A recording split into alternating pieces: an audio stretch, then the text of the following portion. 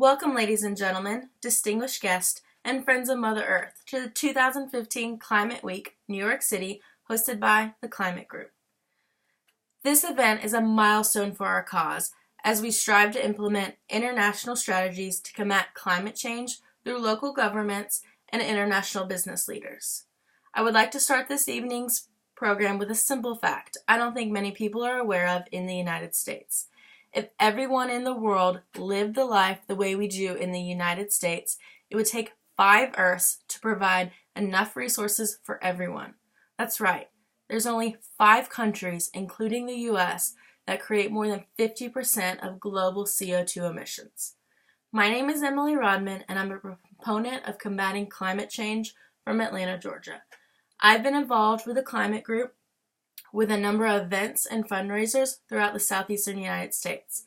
I was lucky enough today to be asked to introduce one of the most powerful women on earth who happens to be one of the greatest defenders of our environment.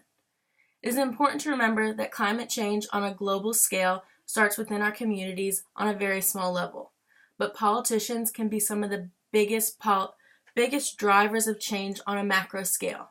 Tonight, I have the honor of introducing a woman who has championed both politics and protecting the environment. One of the biggest proponents of reversing climate change, the Chancellor of Germany, Miss Angela Merkel. A few years ago, Chancellor Merkel made the following remarks as she addressed some of the most powerful leaders in Europe.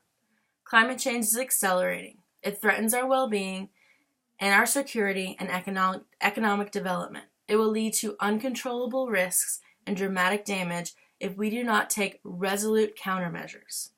Ms. Merkel started her political career as Germany's environmental minister over 15 years ago.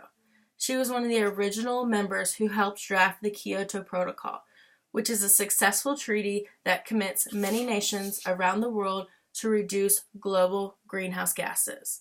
It is worth mentioning that many critics will say that without Ms. Merkel, the protocol would not have happened. Forbes magazine has called her one of the most powerful women in the world. She has led Germany to becoming a global leader in renewable energy and renewing greenhouse gases. She holds industrialized nations accountable for setting an example to the rest of the world when it comes to conservation and combating climate change.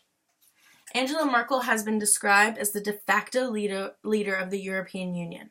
She has a doctorate degree as a physical chemist, as well as other national honors and medals, including the Presidential Medal of Freedom awarded by President Barack Obama and the Indira Gandhi Peace Prize in India. Ladies and gentlemen, I'm so proud to introduce our next guest. Please welcome me in joining the Chancellor of Germany, Miss Angela Merkel.